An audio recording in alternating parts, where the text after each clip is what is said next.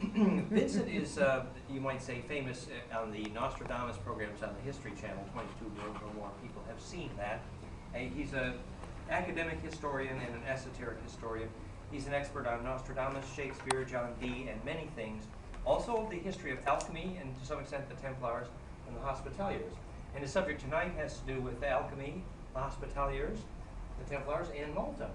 And that's going to lead into many things we're going to do this week and this weekend, where alchemy, this shape, the symmetry that makes fusion and transformation, transmutation, is applied both to gold and to the consciousness and psychology and spirituality. So this theme of alchemy will be recurrent, and the magic is in Malta. So without further ado, we're very grateful that Vincent has been able to come all this way, and I think you'll find it very exciting.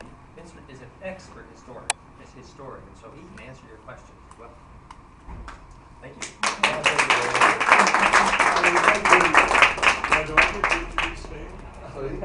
Do I get to introduce Stan?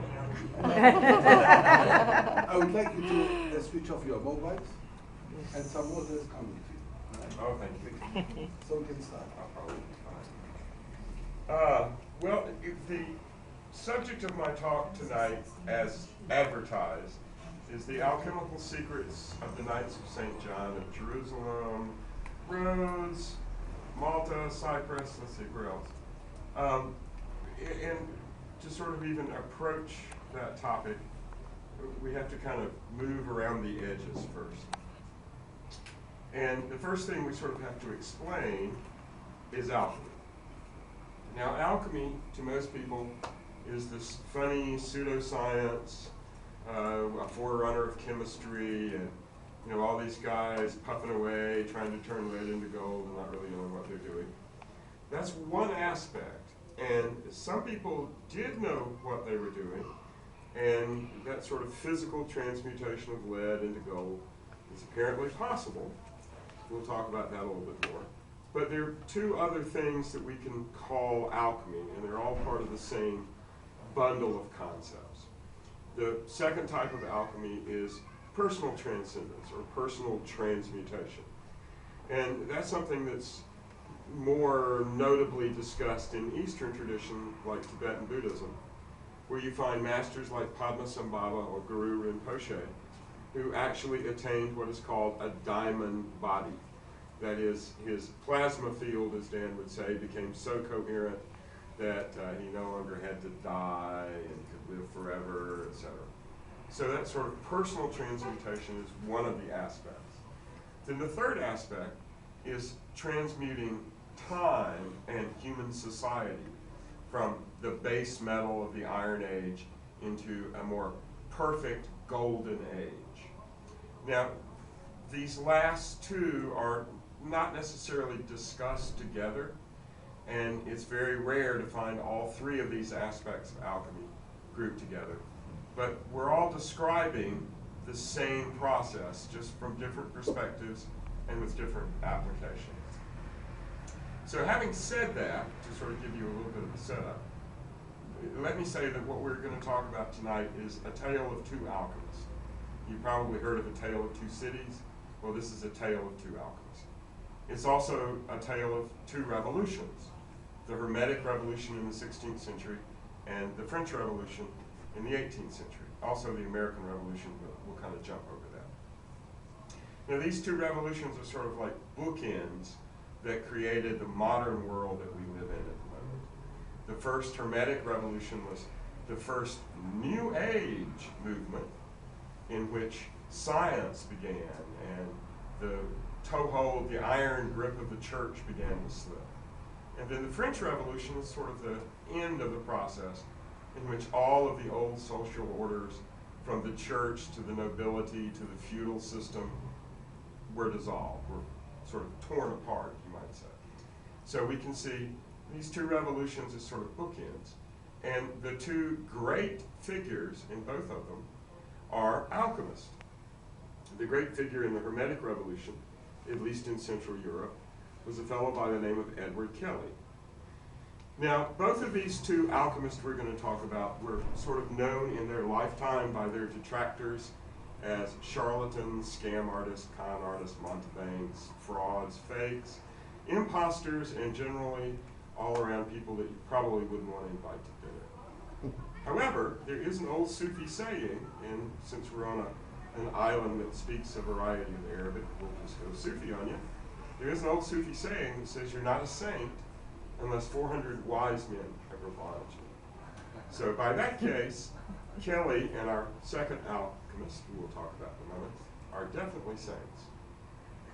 Edward Kelly arrived in Prague, which in the late 1580s was the capital of the Holy Roman Empire, which of course was neither Roman nor holy, but was an empire in Central Europe, Germany, Northern Italy.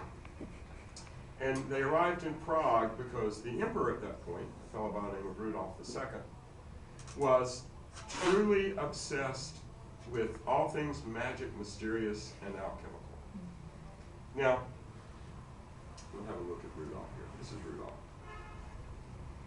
Now, Dee and Kelly arrived on what can only be called an apocalyptic missionary journey, in the sense that the angels had told them to go preach the end of the world to the important people of Europe, particularly the emperor. Angels, oh, okay, well that's a longer story. John Dee was sort of the Einstein of the 16th century. As a young man, he had written the grand unified field theory of the 16th century, a book called the Monad Hieroglyphicus. Now, the monad, as we'll call it for short, is one of these symbolic representations of all knowledge. And it's pretty good for the mid-16th century. It combines sacred geometry with concepts that, when we apply them mathematically, describe some of the qualities of the fourth mathematical dimension. That's pretty good for someone who hadn't need for a mathematician that didn't even know calculus. That's pretty good stuff. So Dee had arrived at what he considered to be the high point of human knowledge and decided to bump it up a notch and talk to higher intelligence. Now, in his worldview, that higher intelligence were angels. So he had been lucky enough during one of his continental adventures during the writing of the Monad Hieroglyphica to stumble across a book that described in code how you contact angels. So he tried this out with the aid of a scrying stone. You know, scrying stone is just your normal crystal ball, except here's his collection of scrying stones. This is the crystal ball here. Now, this crystal ball was apparently, according to several sources, given to him by the angels themselves. So, fairly special. Now, he tried it first on his footman, and his footman was immediately so freaked out by the experience that he left Dee's employ, thereby losing him a good servant, but no loss in the overall picture. A few months later, a colorful figure by the name of Edward Kelly, which was not his real name, he introduced himself under the name of Edward Talbot and later became Edward Kelly, but probably neither of those was the name he was born under. He had a fake horoscope, which showed him to be at least 10 years younger than he actually was. Definitely a colorful character. Now, he showed up at Dee's door to try to sell him a mysterious powder of projection, which we'll get back to, and a manuscript in an unknown language that we now believe is the Voynich manuscript. Now, Dee, of course, was interested in both of these objects, but what he was most interested in was Edward Talbot Kelly's claim to be able to see things in the crystal. So immediately Dee latched onto this and said, okay, if you can see things, that means we can really talk to the angels. And there began 8 years of almost daily conversation with these angelic intelligences. Now, if you're looking for proof of higher intelligence, then these 8 years worth of angelic sessions are the ultimate. Because in those sessions, the angels delivered a language that seems to be directly coded to our DNA, a language of light, for want of a better phrase, as well as higher dimensional geometries that have only been mathematically described in the last 50 years. Now, if you look through all the literature of psychicism, all the UFO literature, etc. Only rarely do you find anything that approaches proof that the communication was with some sort of higher or different intelligence. And at the top of that very short list is D. N. Kelly's angelic sessions. Now the angels gave D. N. Kelly several fairly accurate prophecies and sent them off to Europe to spread the good word that the end of the world was just around the corner and that everyone should prepare for the new age. Oh, does that sound familiar?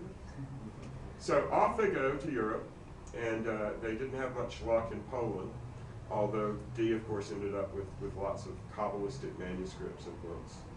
And they arrived in Prague, and Rudolph was overjoyed to see the mysterious book in the mysterious language that no one could read with all the strange pictures, the Voynich manuscript. And he was really intrigued by the idea that they might actually have the fabled power of projection. Now let me stop there and explain just a bit more about physical alchemy. Now, if you look at the similarity in atomic structure between mercury and, for instance, gold, they're very close. They're so close that if you could find some way to catalyze what we would now think of as fusion, then you could essentially expand mercury into gold. But what would be the model that would do that? Turns out that there are some very interesting models. And the most interesting of all those models goes all the way back to ancient Egypt. Now, in the Middle Ages, there was something in every apothecary shop across Europe called mummy dust. Now, mummy dust was sort of the universal snake oil panacea of its day.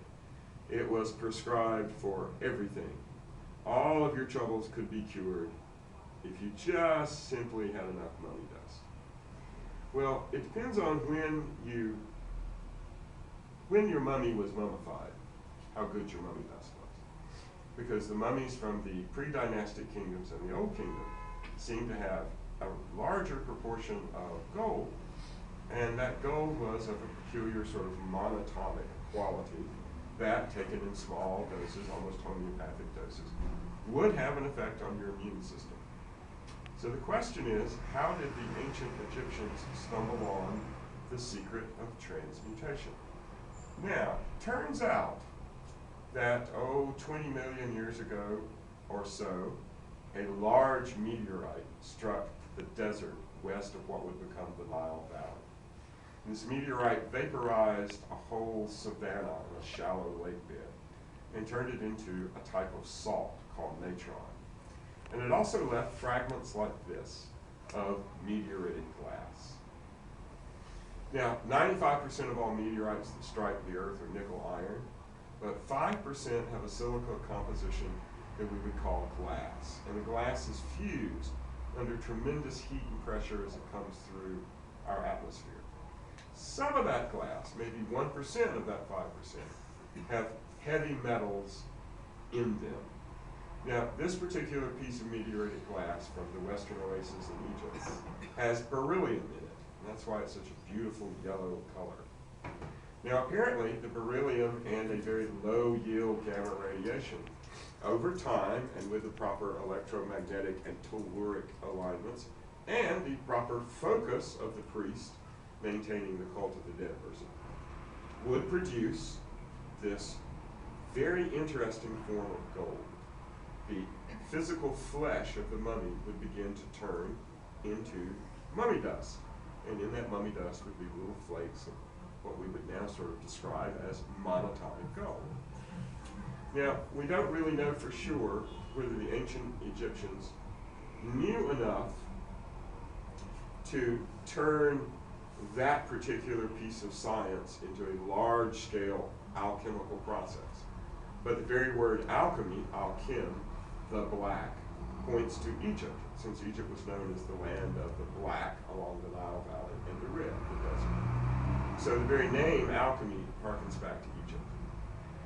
However, by the 1st century BCE, there was a group of scientists in Alexandria who formalized what we would think of as the philosophy of alchemy. Whether they actually performed transmutations or not, we really don't know. However, there seemed to have been an awful lot more gold in ancient Egypt than there were gold mines to mine it out of. So that's something to keep in mind. Now, the secret of alchemy between, say, the 1st century and the 11th century seems to have been something that was on again, off again. We have a few records of transmutations, but nothing really spectacular and nothing really documented. And then something truly unusual happened, the First Crusade. And as the outcome of the successful First Crusade, the King of Jerusalem, Baldwin II, needed a police force.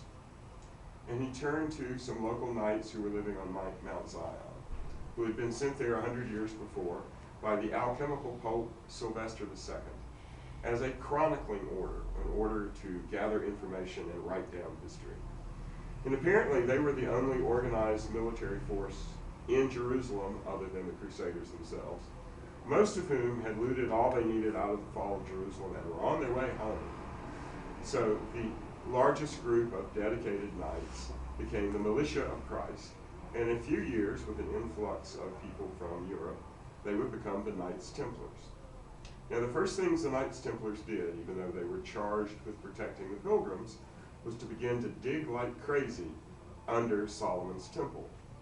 Now, Solomon's temple on Temple Mount is different from Mount Zion. That's a slight shift, but Mount Zion is where David conducted the first sacrifices to the Lord. That's the threshing field where he danced. Temple Mount may have been where Solomon built the huge temple. It may only have been the place where Herod built his temple. However, turns out that there was a mad caliph involved in all of this. Now, of course, Islam had conquered the whole region in the 7th century and had dissolved into warring factions. The Sunnis, who were the Orthodox, think Catholic Muslims, and the Shia, who were the followers of the family of the Prophet, think Cathars Muslims. And they were fighting it out over many centuries. And it just turned out that a small group of Shia, called the Ismailis, raided Mecca and stole the most prized relic in the Kaaba, or the sacred stone, the meteorite. Now, the meteorite dates from Abraham. When Abraham became Abraham from Abram, he made a covenant with some sort of angry god that sent him a flaming meteor or flaming fireball down the center of his sacrifices. And the tradition is that that flaming meteorite became the stone in the Kaaba. Well, in the 9th century, these crazy Ismailis raided Mecca and stole the stone. And 2 centuries later, when it was returned, roughly 60% of the stone had disappeared. Now, one of the few people that we know who had a piece of the stone was our mad caliph's grandfather. So apparently, the caliph kept a piece, and he was on the Fatimid side. He was a follower of the Shia, the family of Muhammad, again, in Cathars. And he passed it on to his son and then his grandson. Now, his grandson, El-Hakim II, went a little bit crazy, and we don't really have any reason in the historical records for him going crazy. But he first tried to embrace Christianity, then rejected Christianity. He first tried to make war on the Sunnis, then embraced the Sunnis. And he had all sorts of other rather peculiar beliefs, such as the fact that he thought that he was the Mahdi, or the prophet returned at the end of time. So El-Hakim II was not wrapped too tight. However, he's the one who gave permission to Pope Sylvester II for the Order of Chronicling Knights to be established in the old Greek Basilica on Mount Zion. He's also the last known person to have his grandfather El-Mansur's piece of the stone. And the tradition is that he left a great treasure under the temple, which would have been Herod's temple, also the Dome of the Rock, and marched east out into the desert toward the Red Sea and disappeared. Now, all of this history would have been well known to the chroniclers on Mount Zion. They would have known all about El-Hakim the Mad and his magic piece of stone. So what makes this stone so important? Remember, this stone is one of those 5% that are meteoritic glass. And its deep wine red-purple color indicates that it wasn't impregnated with something like beryllium, that it had what we would call the platinum group metals. Palladium, gold, platinum. Probably palladium, given its color. Infused within it so richly and so strongly that the chunk of it that ended up in the kava was a deep wine red. Now, this platinum group metal in the meteorite seems to be the prima materia. Now, there's good scientific reasons for that, which I'm sure Dan will share with you in the course of the next few days. But it's a really novel idea to think that, okay, it may have been just that simple. However, the last known alchemist, a guy by the name of Fulcanelli, or at least his pseudonym, was known to have been experimenting with putting palladium, infusing palladium in the gas, the natural gas, coal tar gas, being burned in the streetlights of Paris circa 1914, 1915. And at the gasworks, he was able to transform lead into gold. So it's like, okay, our last known alchemist was experimenting with this. There are good chemical and atomic reasons why this would work. And we have a big chunk of stone that drives people crazy, and these crazy knights who go crazy digging for it.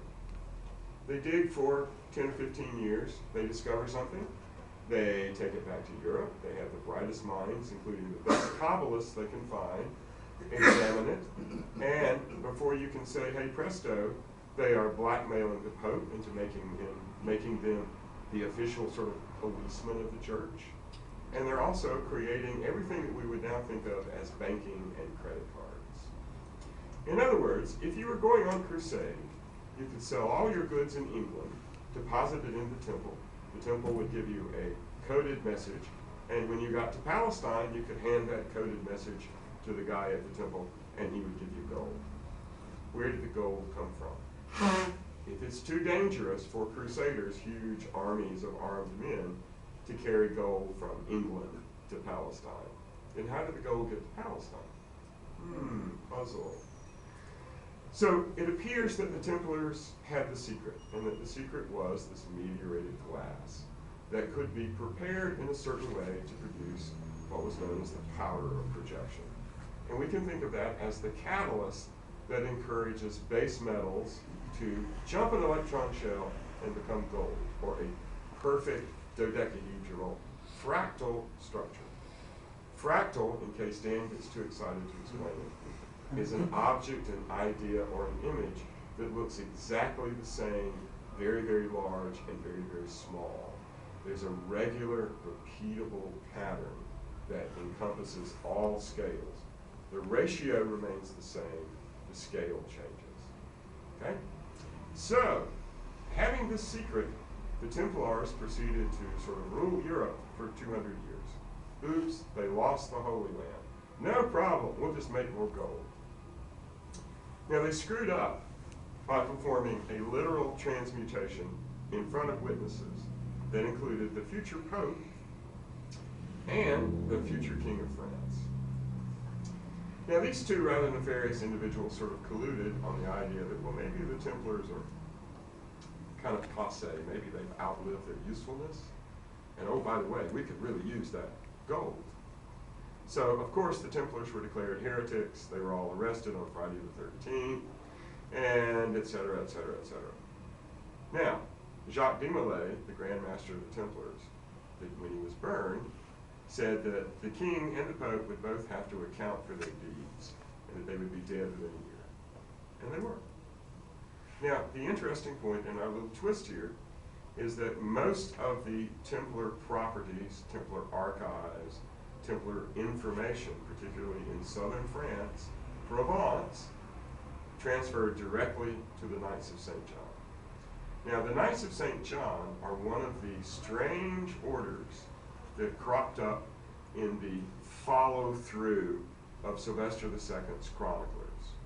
The cover story about a poor knight from Provence who decides that he wants to offer help and hospitality and cure the suffering of pilgrims on their way to the Holy Land really doesn't hold water historically.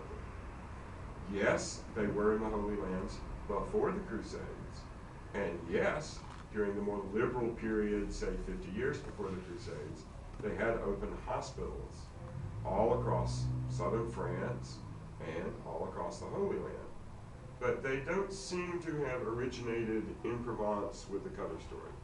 It seems to be one of these groups of chroniclers sent to Provence who, on Sylvester II's orders, were looking into something very particular.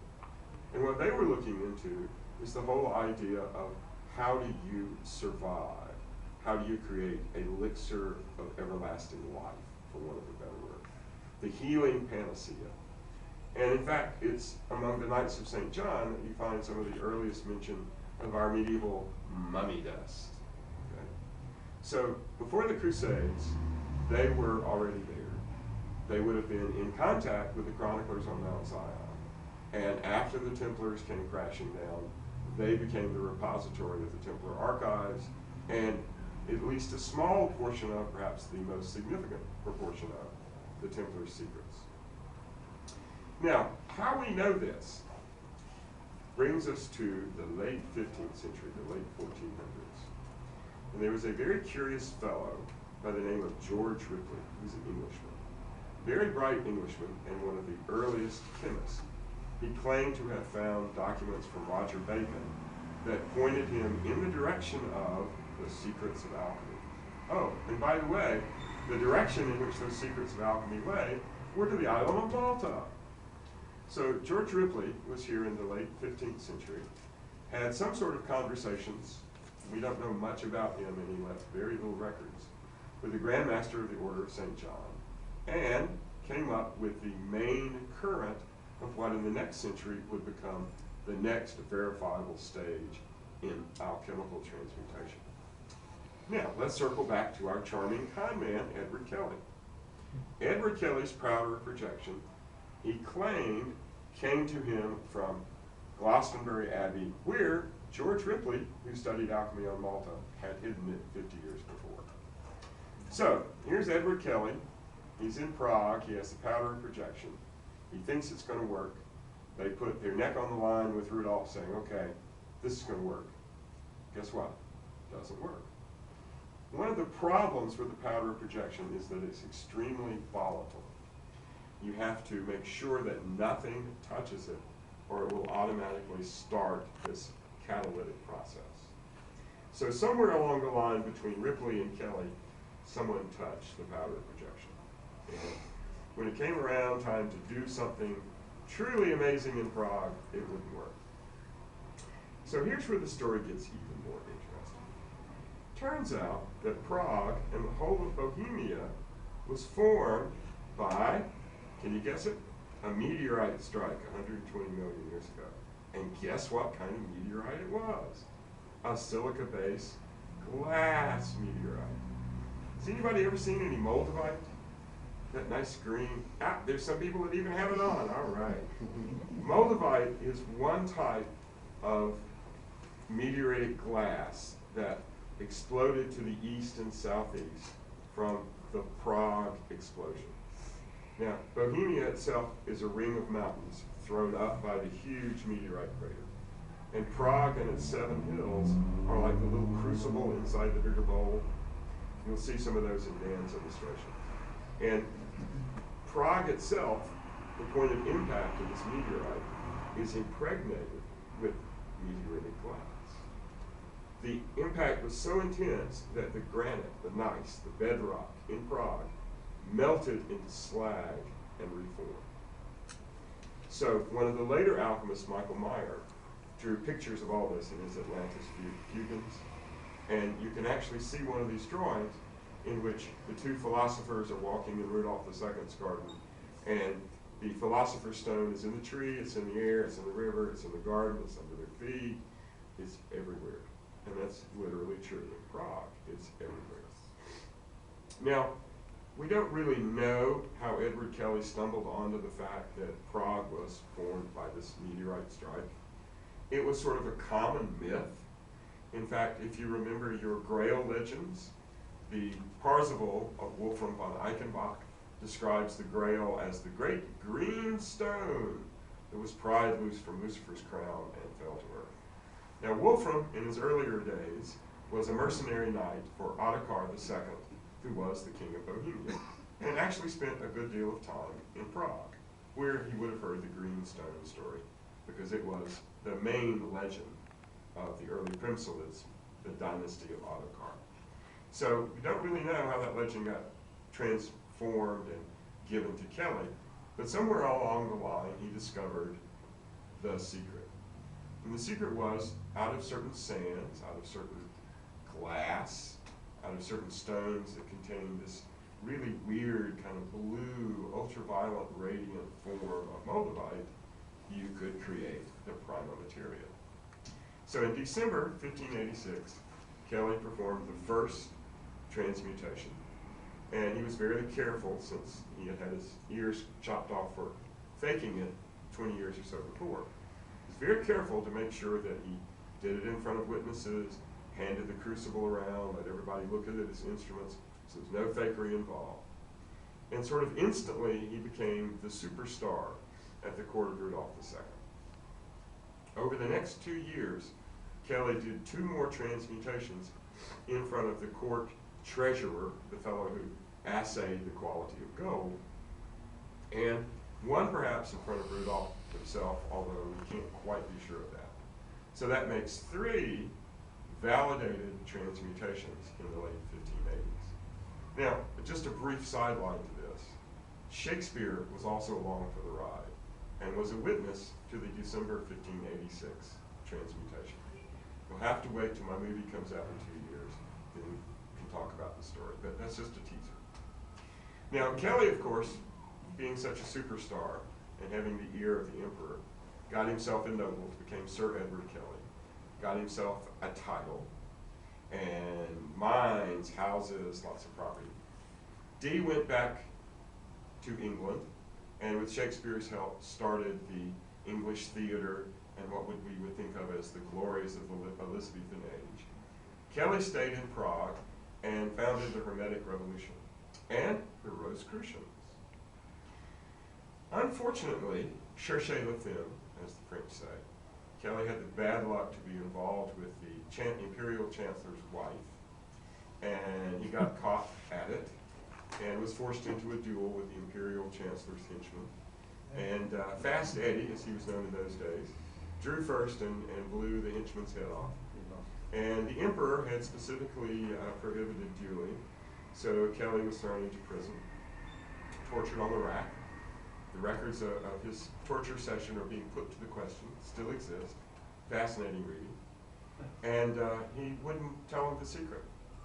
So after a while, Rudolph relented, turned him loose, and he still wouldn't tell him the secret.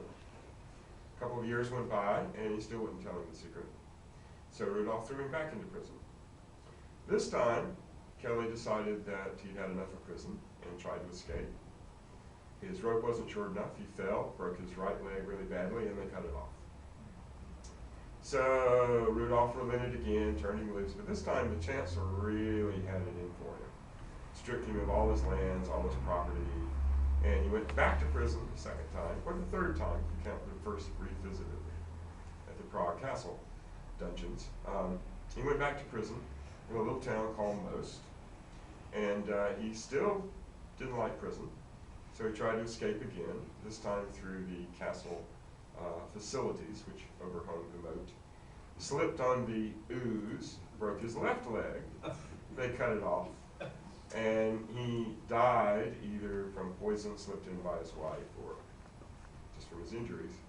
But he died cursing the city of Most and saying that the city of Most would disappear off the face of the earth, which it did. Now, in Prague, Magister Kelly is a folk hero. There's a movie called The Emperor's Baker, or The Baker's Emperor, in which he is a great figure of fun as his charlatan alchemical self. But that's sort of woven into a larger pattern of all this strange stuff in Prague. But Kelly's students, the people that he did tell the secret to, included Michael Sendigovius, a very famous alchemist, and Michael Meyer, Oswald Kroll, and about a half a dozen other prominent figures who would become leaders of the Rosicrucian movement. The Rosicrucian movement actually sort of cropped up about 3-4 years after Kelly's death, with the first circulation of the Rosicrucian Manifesto. And inside of 15 years, it had become a hot topic in Europe. Along about this time, Elizabeth has died, and James I ascends to the throne of England and becomes the Protestant protector. I also left out the story of the Spanish Armada. That's in the Shakespeare movie. And James I had a daughter named Elizabeth. And to sort of secure the Protestant movement in Europe, he married her to Frederick, the Elector of the Palatinate. Now, Frederick was in line to be the imperial emperor, to ascend the imperial throne. Now, the empire at that point wasn't a direct dynasty. You needed to be elected. That's why they were electors. Okay? So if you had enough family connection, if you had enough pull, you could become elected emperor out of the small body of candidates. So Frederick was one of the candidates. Now, Frederick and Elizabeth's reign in Heidelberg was like something out of one of the Rosicrucian manifestos, like the alchemical wedding of Christian Rosencrantz. And after 1618, when the Parliament in Prague threw the papal legate and the Spanish ambassador out of the window, it's called Defenestration Day. Happened on my birthday, May 23rd. I'm so pleased to have an official Czech holiday on my birthday. Now the story is that the Virgin Mary interceded for the papal legate, but surely they just fell in the castle, dunged and were injured. But that started the 30 Years' War. Frederick, of course, was elected emperor and failed miserably. And in 1620, a Catholic army marched on Protestant Prague, and it was a disaster. And everybody fled, and the Catholics marched in, and Czechoslovakia, as it used to be, Czech Republic now, Bohemia, we'll just call it Bohemia, that's easier to keep track of, turned back to a Catholic country. So for the next 30 years, the Protestants and the Catholics swept through Bohemia, and both sides just devastated the landscape. It's hard to imagine something on the scale of the 30 Years' War unless you think about the fact that the Second World War lasted 6-7 years, maybe a decade if we include Spain. Imagine that going on 3 times as long with that same ferocity and bloodiness. And you have some idea of the 30 Years' War. After the 30 Years' War, Rosicrucianism was gone, the Hermetic Revolution was over, but there was this new idea called the Enlightenment. And the Enlightenment was the beginning of science, the idea that we could rationally solve mankind's problems. And also, very dear to the Rosicrucians, the idea that humanity could evolve to a new level. Now, the Rosicrucians claimed to be alchemists, but they claimed to be alchemists of a very different sort. And they had nothing good to say about your usual puffers working away with their bellows, vainly trying to turn lead into gold. They were of the opinion that the idea behind alchemy was personal transformation first, and then the transformation of society and time itself. So this idea was very, very potent in the early Enlightenment era, in the late 17th century and the early 18th century. Now let me sort of pause there and do another tangential move. The single most important political event beside the Spanish Armada, and perhaps even more important in a larger overview, was what happened here in Malta in 1565. Queen Elizabeth I herself said that if Malta fell, the entire Mediterranean would fall to the Ottomans. However, the Knights of St. John had better artillery and a stronger fort and a belief in their own correctness, and were able to fight off the Turks and change the whole tenor of civilization in the Mediterranean. The Turks would, of course, have another century of trying to reach Vienna, marching through the Balkans, but never again would they really challenge the centers of civilization, France, Italy, Spain, etc. So it was the turning point, that point in the 16th century which things shifted. Now, the Knights of Malta, as they were by then, moving from Palestine, etc., by way of Rhodes, etc., and ending up in Malta, they were given Malta by Charles V, whose grandfather, Charles IV, was King of Bohemia. And thereby hangs another weird twist. Before the Knights of Malta ended up in Malta, the Knights of St. John of Jerusalem had their main location, their main commandery in Prague.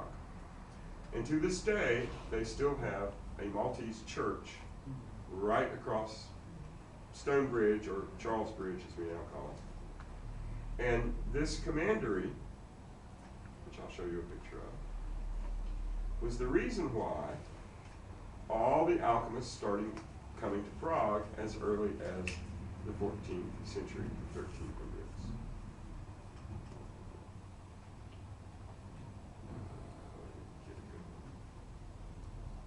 Should I pour you some water, please? Yes, thank you. I'm getting a little froggy. So here's the Knight of Malta's commandery in Prague. And in fact, some of the stone here, when they repaired it in the 18th century, was brought from Malta. So whatever archives that the Knights of Malta had received from the Templars, part of the information at least ended up in Prague. And like I said, from the mid-1300s, 14th century on, Prague was a magnet for alchemists of all sorts. But it took Fast Eddie Kelly to actually figure it out. Now, as the Knights of Malta lost their reason for being, since they had in fact won out against the Turks and they no longer needed to be the policemen of the Mediterranean, they sort of fell into what we will charmingly call decadence. So by the time of the late 18th century, they were not exactly the Christian Catholic military order that they had once been. Now, assuming that they did have various secrets, including alchemical secrets, it's no surprise that in the middle of the 18th century, we find a fascinating figure by the name of Manuelo Pinto de Fonseca. Now, he was a Grand Master for 32 years. So long that the local folklore, which I haven't been here long enough to actually check out, it's only from books, please feel free to correct me, thought that he was immortal, perhaps even a vampire. But what we do know about good old Mr. Pinto, Grandmaster Pinto, was that he had an up-to-date alchemical laboratory up in the gardens just behind the Grand Master's palace in Valletta. And thereby hangs the story of our second alchemist, who, unlike Kelly, was not interested in physical transmutation. He was interested in transmuting individuals and, more importantly, society. Now, whereas Kelly is a very disreputable figure, at least according to English sources, he's viewed much differently in Prague, Cagliostro, or the Comte de Cagliostro, as he was known, is pretty much derided as a complete charlatan, mountebank, fraud, etc., these days. And that's probably with good reason. He was born in Palermo to a peasant stonecutter and his wife. And he was christened Giuseppe Balsamo. And apparently he was sent off to convent school in Messina, where he fell into bad ways, hanging out with Jewish apothecaries. And one of those Jewish apothecaries was a Greek Jew from somewhere in Asia Minor who went under the name of Althosius. Okay? And Althois, I'll get that right in a second, was his mentor, and as so Cagliostro claimed, taught him all the secrets of alchemy, magic, the Kabbalah, and etc. Now, this is the story that was pieced together later after Cagliostro's trial for bringing on the French Revolution. Cagliostro himself claimed to be the illegitimate son of Grand Master Pinto and an Arab princess. That the Grand Knights had conquered an Arab galley with the daughter of the Mufti of Mecca on board, and that they had fallen in love, and that Cagliostro was their love child, and that he was sent to Mecca to be raised by the Mufti. But he never could quite become a follower of Islam. Christianity and the mysteries were too strong. And after wandering through Egypt and Greece and, oh yeah, Sicily for a little while, I had to pick up that Sicilian accent somewhere, he ended up back here in Malta. Well, curiously enough, for all everyone wants to deride Cagliostro's story, and he did tell some pretty big whoppers from time to time. Just so happens, at the right time period, there are records in the archives of the order of a child who showed up with a mysterious Turkish Oriental merchant and was adopted, assumed as a son or an illegitimate son or his adopted son, by Grand Master Pinto, and was in fact raised in the Grand Master's palace, and departed after about 3 years. No one seems to know where, because that particular individual falls out of the records. But a few years later, when Cagliostro was around 22, 23, he reports coming back to Malta and being received by Pinto as his long-lost son, and with his mentor actually conducting alchemical experiments in Pinto's alchemical laboratory in the garden up behind the Grand Master's palace at Malta. Now, the interesting twist on this is that Cagliostro claimed that his mentor was killed one day in this huge explosion in the alchemical laboratory. And they didn't attain the Philosopher's Stone, but Cagliostro understood that there was more to it, alchemy, than just simply turning base metals into gold. And that's the point at which he was initiated into the secret rites of the knights and became the Comte de Cagliostro instead of just simply Giuseppe Balsamo. Now, whether this is true or a lie, we don't know. We have some evidence that the earlier story of a young child and a mysterious foreign mentor is true, but there's absolutely no evidence of the second story. And it seems rather unlikely that someone who could not prove either their Christianity or their nobility would have been initiated into the Knights of Malta. So we have to kind of doubt that. But the date on that story is very curious, because we do have some really entertaining information about what Grand Master Pinto and another peculiar figure of the 18th century known as the Comte de Saint-Germain happened to be doing up at the Grand Master's palace. So let me just kind of divert here for a brief moment and talk about secret societies. In this day and age, we have conspiracies. We were just discussing 9/11 in the car ride from Gozo today. Conspiracies are everywhere. Everybody has their favorite conspiracy. Who shot Kennedy? Who was trying to shoot de Gaulle? How did World War I happen? How did World War II happen? How did we get into such a mess in the Far East? Who's in charge of the price of the dollar versus the euro? Conspiracies everywhere. Rothschilds, did I hear someone say? But the most successful secret society is the one no one's ever heard of. Okay? Ipso facto, if you've heard of it, it's not any good, right? So how would you have a successful secret society? You would have a front organization that was so squeaky clean and Catholic, defenders of the realm, that no one could ever doubt that they were, in fact, a secret society. Which brings us to our second New Age, and the fact that in Europe, particularly Paris and London, from say 1750 on, there was an amazing explosion of what, from our point of view, we can see would be New Age thought. Freemasonry, mesmerism. Okay, how many of you talk about energy? Healing energies, healing waters, electromagnetic spin density. It's all from Mesmer. You know, he came up with it in the 18th century, all right? So this whole burgeoning complex of spiritism, not spiritualism, but spiritism. The idea that there is some elan vital, some life force, that we're all more than just physical beings, that there's some spiritual destiny to humanity. All this comes from the 18th century. The Freemasons were at the fore of this. Now, we won't get into when Freemasons started and who's who and who's what. Let's just say that by 1750, anybody who was anybody in Paris, London, Madrid, Malta was a Freemason, including among the Knights of Malta. Now, the earliest Freemason lodge that we know of on Malta dates from a little later. But there are references in the records that would indicate that there was a lodge of Freemasons here from at least 1750 on, and that they emerged into an organized group in 1788. Now, that organized group that emerged here has direct links with a group that Cagliostro organized in Lyon. And they're all organized around a really odd secret, and that's the secret of St. John. Sometimes called St. John the Baptist, sometimes called St. John the Evangelist, but it's probably a whole different St. John. That's another story.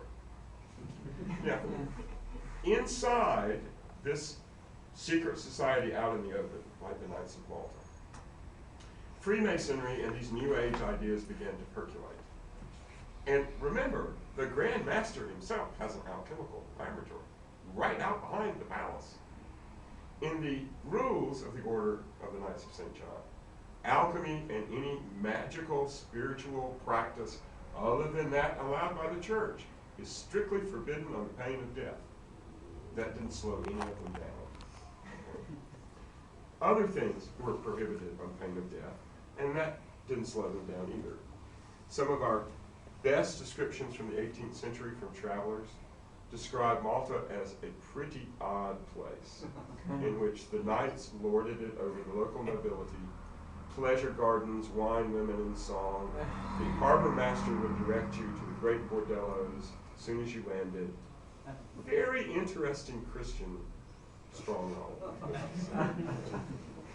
So into this atmosphere came all of this New Age ideas, all this new thinking. Now, whether or not Cagliostro actually was Pinto's son, and Cagliostro's influence, and whether he became Cagliostro here in the 1760s, is beside the point. Here's the reason why. In 1770, Pinto and a mysterious figure that some people think is the Comte de Saint-Germain, who has not been seen since 1759, and at that point claimed to be 300 years old, if not literally immortal, and could in fact be our French alchemist Fulcanelli, still alive. We don't know.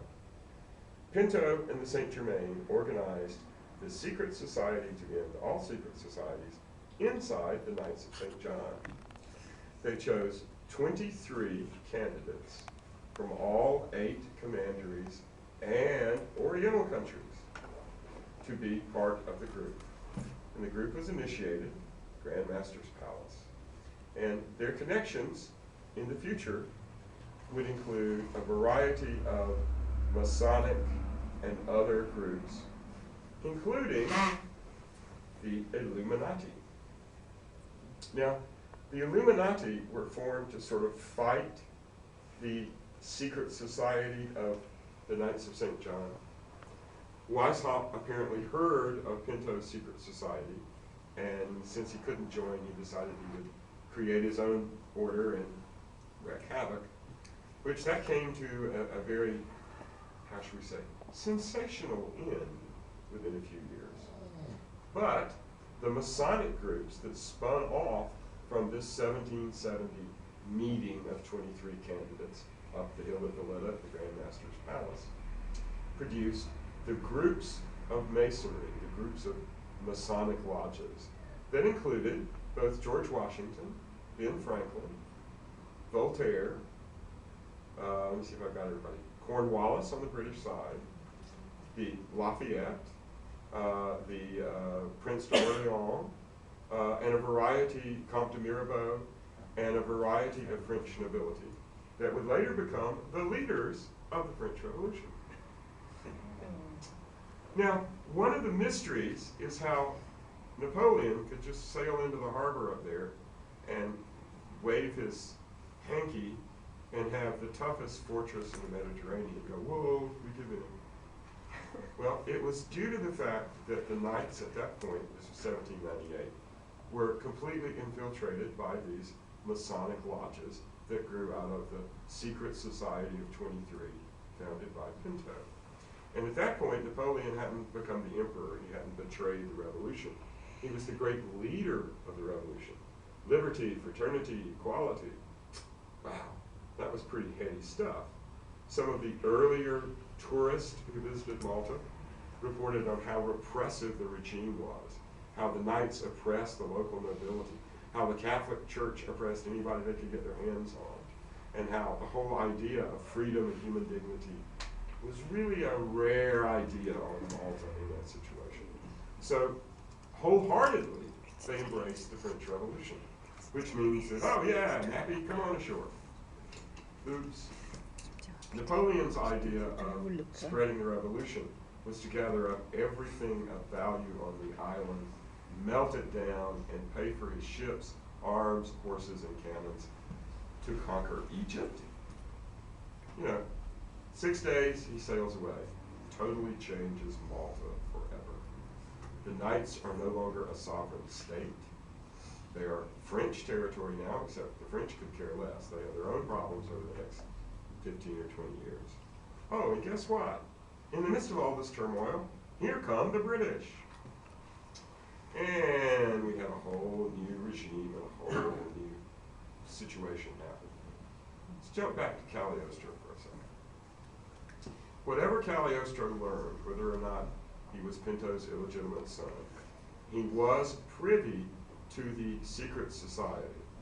And Cagliostro's work from the early 1770s, right up until the moment he was hanged or poisoned or stabbed, we're not really sure which, in Rome in 1795, he worked for one thing: the dissolution of the ancient regimes, the dissolutions of king and church and society as it existed on a feudal level, and the promotion of a new society based on, wow, a novel idea, merit. That if you were smart, if you were productive, you had good scientific ideas, then you should be the leaders of society. And this was all encompassed in the Freemasonic ideals. Has anybody read War and Peace? Okay. War and Peace, a long, tedious Russian novel, has 13 chapters in the middle of it that is the finest explication of Freemasonry ever written. Freemasonry in its sense of ushering in a new society, its sense of trying to create a new age.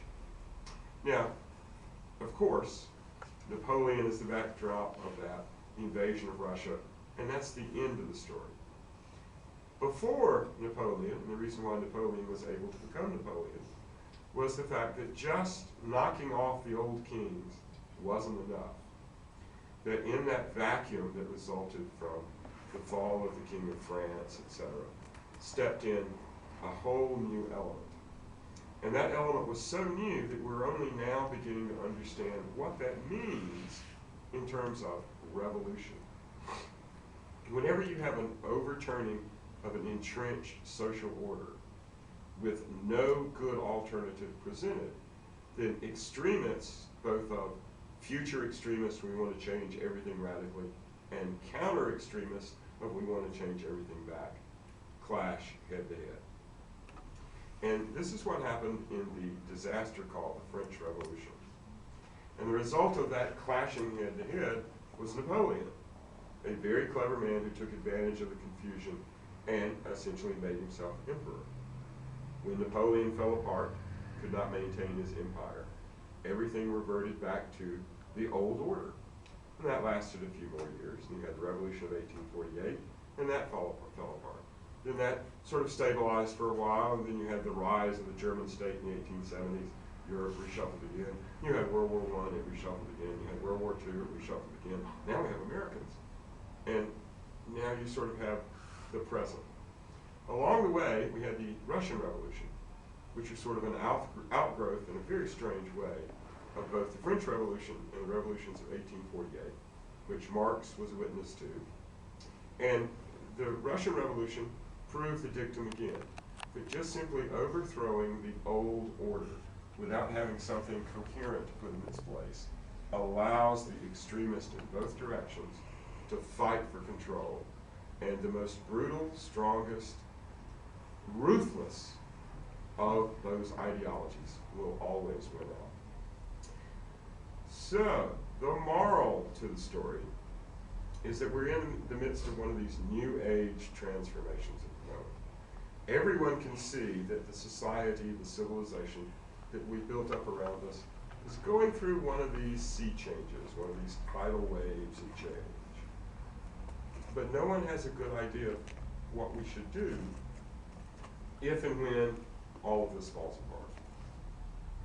The apocalyptic vision of, oh, okay, we're going to have a Carrington event and we'll lose all electronics and so forth, you know, that might be a good idea. Okay? That might be a good thing by comparison.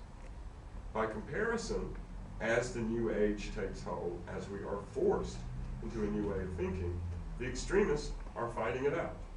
Christian extremists, Muslim extremists. Now, if one of these two groups of extremists went out, we might think we would be lucky to have a Carrington event. We might have a new thermonuclear war. We might have new varieties of inquisitions and auto-da-fés, and mankind might descend into a dark age that would make the one, say, 1,000 years ago look like a picnic.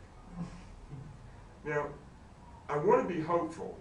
I'm essentially an optimist, even though I am a historian, which means that if you're a historian, you know all the bad things, okay? As well as the good things.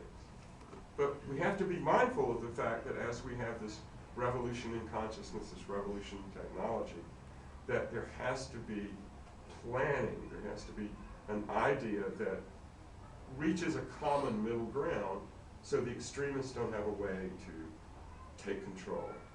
And my sort of simple solution is we just simply think of everybody as part of the same unit. We're all just humans. And in fact, you know, we'll take it a level even more basic.